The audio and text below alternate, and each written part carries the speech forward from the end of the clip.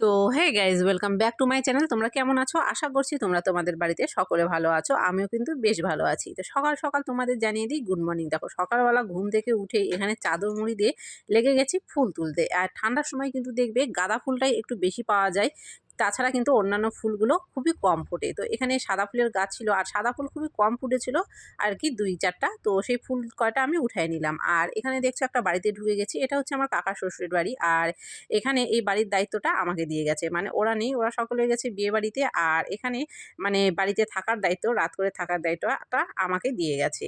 তো যাই হোক, এখানে যেহেতু ওরা নেই, তো গাছে কয়েকটা ফুল ধরেছিল, তো ভাবলাম ফুল কটা আমি উঠিয়ে নিই। তো ফুলটা উঠিয়ে নিলাম। ফুলটা উঠিয়ে নিয়ে দেখো ওদের বাড়ি থেকে কিন্তু এখানে বেরিয়ে এলাম। তো বাইরে যাই হোক, এখানটায় একটু কথাবার্তা বলছিলাম। এবারে বাড়িতে চলে আসলাম। এসে কিন্তু দেখো সব রকমের কাজ কর্ম, স্নান পুজো সব হয়ে গেছে। তোমরা দেখে কিন্তু আমাকে বুঝতে পারছো আমার স্নান হয়ে গেছে। আর চারিদিকে কিন্তু কুয়াশা, মানে খুবই ভালো ঠান্ডা করেছে, রোদ ওঠেনি। তো যাই হোক, এখানটায় চা খাচ্ছিলাম। আর এখানে আমি গ্যাসের মধ্যে বসিয়ে দিয়েছি কিন্তু গরম জল। যেহেতু এখন ঠান্ডা পড়ে গেছে আর এখন কিন্তু সবসময় ঠান্ডা জল খাওয়াটা একটু বিরক্তকর হয়ে যাচ্ছে, তো একটু গরম জল করে রেখে দিচ্ছি ফ্লাক্সের মধ্যে। যখন যার প্রয়োজন পড়বে এই গরম জলের সাথে একটু করে ঠান্ডা জল মিশিয়ে খেয়ে নেবে। তো সেই জন্যই আর কি চাটা খেতে খেতে এখানে গরম জলটা বসিয়ে দিয়েছিলাম। তো জলটা গরম হয়ে গেছে, ফ্লাক্সে ঢেলে দিলাম। ঢেলে দিয়ে ফ্লাক্সটাকে খুব ভালো করে লাগিয়ে কিন্তু ফ্লাক্সটাকে দেখো সাইডে করে দিচ্ছি। আর চাটা খেতে খেতে কিন্তু রেখে দিলাম। তো চা খাওয়াটাও কিন্তু এখন আমি কমপ্লিট প্রথমে করে নিব। নিয়ে কিন্তু তারপরে অন্যান্য কাজগুলো কিন্তু এখনো পড়ে আছে। তো যাই হোক, এখানটায় চায়ের কাপটা নিয়ে কিন্তু দেখো ঘর থেকে বেরিয়ে গেলাম।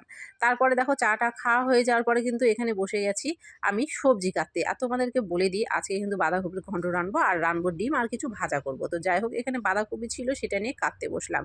আর সবজিটা যখন কাটতে বসলাম না, তখন কিন্তু একটু রোদ বেরোলো, মানে সূর্যটা একটু বেরোলো। তো মনে হলো যে যাক, আজকে হয়তো সকালে কুয়াশা করেছে, খুবই ঠান্ডা লাগছে, হয়তো রোদটা বেরোবে। দেখে কিন্তু খুবই ভালো লাগছিল।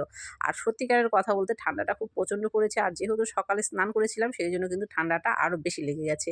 এবারে সকালে স্নান না করলে দেখো পুজোটা পড়ে থাকে, আর পুজো পড়ে থাকলে বিরক্ত লাগে। স্নান পুজোটা যদি সকালে একবার হয়ে যায় তাহলে দেখবে সারাদিন কাজ করলেও কিন্তু তেমন কিছু মনে হয় না। আর পুজো ফেলে রেখে সারাদিন কাজকর্ম করলে কিন্তু দেখবে যে কেমন একটা অস্বস্তি বোধ হয়। তো সেই জন্যই কিন্তু প্রতিদিন সকালে স্নান পুজোটা করি।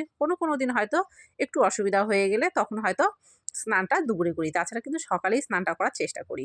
তো যাই হোক, দেখো তোমাদের সাথে কথা বলতে বলতে বাঁধাকপিটা কেটে নিলাম আর এখানটায় শিল নোড়াতে মশলা করতে বসে গেলাম। আর এখনো কিন্তু হালকা হালকা একটু রোদ আছে, কিন্তু এই রোদটা পরে আর ছিল না, রোদটা পরে চলে গিয়েছিল আর খুবই ঠান্ডা লাগছিল। তো যাই হোক, এখানটায় যেহেতু ডিম রান্না করব, তো এখানে সেই জন্য ডিমের মশলাটাই আমি করতে বসলাম। তো প্রথমে আমি শিল নোড়াতে দেখো পেঁয়াজ রসুনটা বেটে নিলাম, তারপরে জিরা আদা এগুলো আর কি বেটে নিচ্ছিলাম।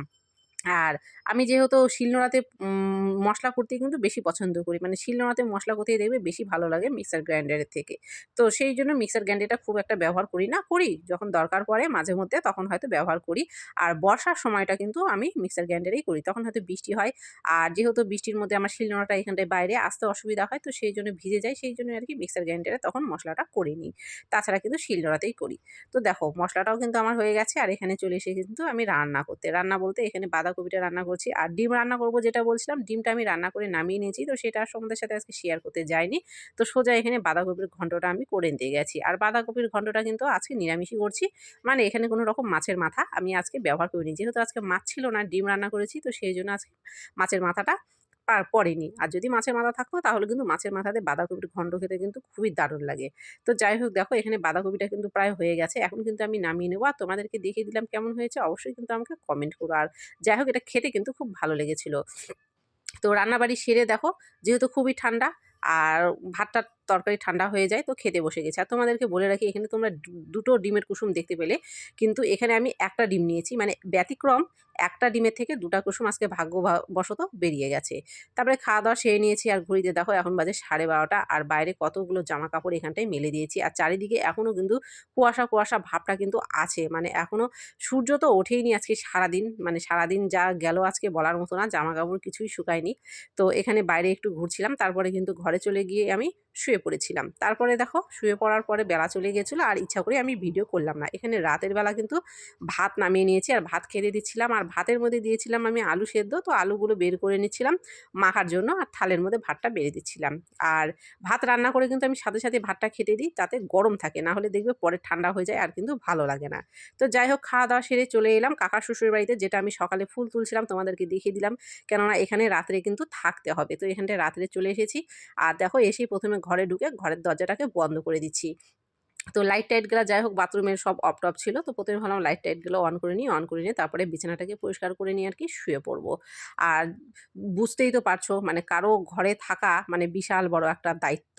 তো যাই হোক, দায়িত্ব দিয়েছে, দায়িত্বটাকে অবশ্যই মন দিয়ে পালন করব। তো চলো, আজকের মতো গুড নাইট, দেখা হচ্ছে আবার তোমাদের সকলের সাথে পরে।